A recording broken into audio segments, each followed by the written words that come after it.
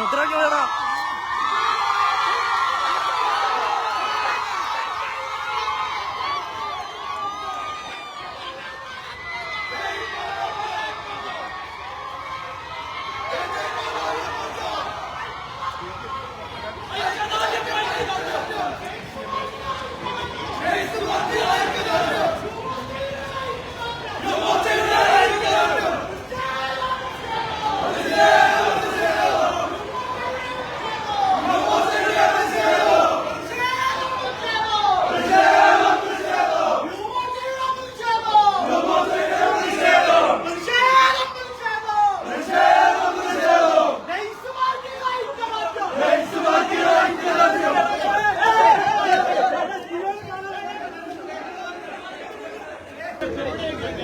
സമരം ചെയ്തതിന്റെ പേരിൽ രാത്രി 10 മണിക്ക് ബസ് കൂട്ടും, അതേപോലെ തന്നെ രാവിലെ 9 മണിക്ക് ഹോസ്റ്റൽ വെക്കേറ്റ് ചെയ്യണം.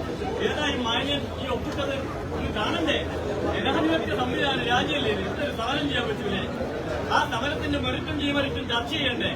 അങ്ങനെ ചർച്ച ചെയ്യുന്നതിന് പകരം ഇവരെയൊക്കെ അങ്ങ് എല്ലാവരെയും അങ്ങ് പിരിച്ചുവിട്ട് മസിൽ പവർ കൊണ്ടാണെങ്കിൽ ആരെങ്കിലും അറിഞ്ഞോ അറിയാതെയോ ഈ സമരത്തെ എതിർക്കുന്നുണ്ടെങ്കിൽ അവരോട് കൂടിയാ ഇന്ന് ഈ നേഴ്സുമാർക്കെതിരെ ചൂണ്ടിയ വിരൽ നാളെ ഇതിന്റെ ഉള്ളിൽ നിന്ന് ആരെങ്കിലും അനുകൂലിക്കുന്നുണ്ടെങ്കിൽ നിങ്ങൾക്കെതിരെയും വരും. രണ്ടാമത്, പുറത്താക്കിയ 2 പേർ മാധ്യമപ്രവർത്തകർക്ക് പരിശോധിക്കാം. 2 പേരും ഈ സമരമുഖത്തുള്ളവരല്ല, ഡ്യൂട്ടിയിലുള്ളവരാണ്.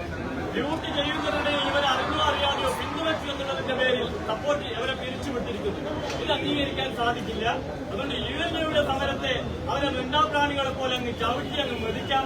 ചോദിക്കാനും പറയാനും ആരുമില്ല എന്നുള്ളതൊക്കെ ഒരു തെറ്റായ ധാരണ ഈ അമേരിക്കൻ കോർപ്പറേറ്റിനുണ്ടെങ്കിൽ അതൊന്നും കോഴിക്കോടങ്ങാടിൽ നടക്കാൻ പോകുന്നില്ല.